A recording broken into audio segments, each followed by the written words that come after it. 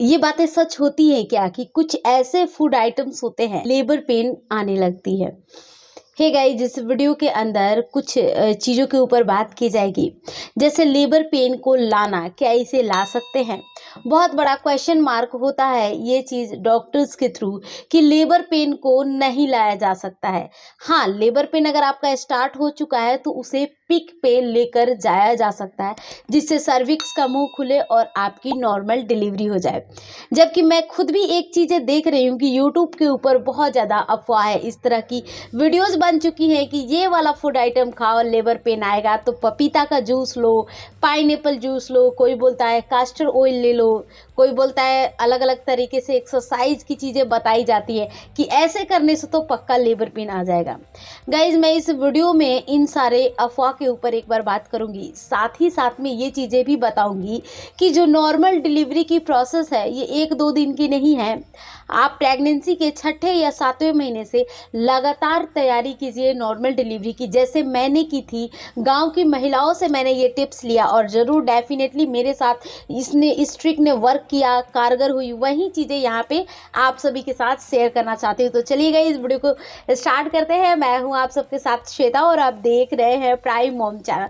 पहली बार अगर आए इस चैनल पे सब्सक्राइब ज़रूर कर लीजिएगा। यहाँ बात करते हैं जो अफवाह है चीज़ें खाने पीने के ऊपर, बहुत ज़्यादा हाईलाइट किया जाता है कास्टर ऑयल को, कि क्या कास्टर ऑयल लेने से सच में लेबर पेन आ जाता है। तो अभी पिछले साल मेरी एक सब्सक्राइबर ने ऐसा कमेंट करके बताया कि लेबर पेन वो ले ली, ऐसी सिचुएशन आ गई, शरीर में गर्मी गर्मी सा लगने लगी उनको कि वो डॉक्टर के पास गई और डॉक्टर बहुत नाराज़ हुए कि आप ऐसे ही कुछ भी कैसे ले सकती हैं लेबर पेन के लिए, क्योंकि लेबर पेन तो नहीं आया लेकिन कुछ और बीमारी आपको स्टार्ट हो गई। तो समय रहते माँ और बच्चे दोनों को डॉक्टर ने बचाई। तो ये चीज़ें हैं, कोई कुछ भी कहे ना वो चीज़ आप लेबर पेन के लिए मत खाओ। हाँ, अगर आपके डॉक्टर बताते हैं, एक क्वांटिटी डिसाइड करते हैं किसी भी फूड आइटम से रिलेटेड, तो वो चीज़ आप ज़रूर फॉलो कीजिए। लेकिन कोई कह के चला गया, आपने पी लिया, आप हॉस्पिटल पहुंच गए और जिसने बोला वो बोला कि आपके ऊपर सूट नहीं किया।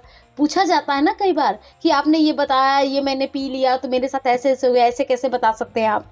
तो वो लोग यही आंसर देते हैं, हमें क्या पता ये हो जाएगा, हमें क्या पता कि आपके शरीर पे सूट नहीं करेगा। तो लोग ऐसी ऐसी बातें करके चले जाते हैं और नुकसान आपका पूरी तरीके से हो जाता है। तो अपना नुकसान नहीं कराइए, दिमाग चलाइए, डॉक्टर की बात को मानिए। किसी भी यूट्यूब के ऊपर वीडियोज़ ऐसी वैसी को देखकर मत कीजिए।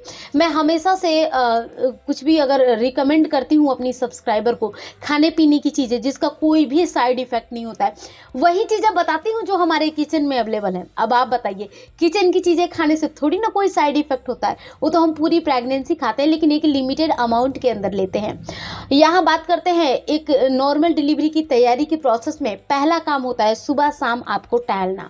दूसरा काम होता है 7वें महीने से गर्म तासीर की चीज़ें खाना।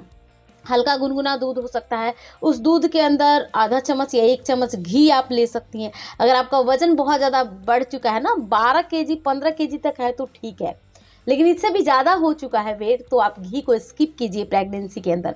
थर्ड पॉइंट होता है तेल मसाले वाली चीज़ें आप खाना स्टार्ट कीजिए 8 या 9 मंथ के अंदर। अब कोई प्रॉब्लम नहीं है, अगर आप थोड़ा बहुत खाती हैं तो इससे हमारे जो इंडिया के अंदर जो भी स्पाइसेस यूज़ करते हैं, हर किसी का एक ना एक महत्व ज़रूर होता है, तो ये उस टाइम के लिए बेहतर होता है 8 या 9 मंथ के लिए।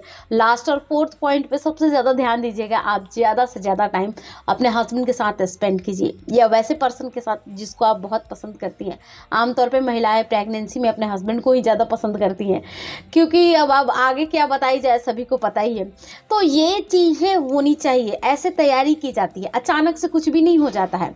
और जब आप एक बार नॉर्मल डिलीवरी की तैयारी करोगे ना, आपको धीरे धीरे चीज़ें समझ में आएंगी और धीरे धीरे नॉर्मल डिलीवरी ही होगी आपकी, क्योंकि लास्ट 9 मंथ में समय से लेबर पेन भी आएगा।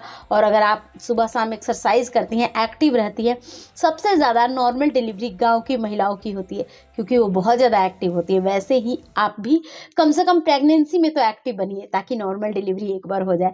थैंक्स फॉर वॉचिंग गाइस, मिलती हूँ कल की वीडियो में, तब तक के लिए bye bye and take care.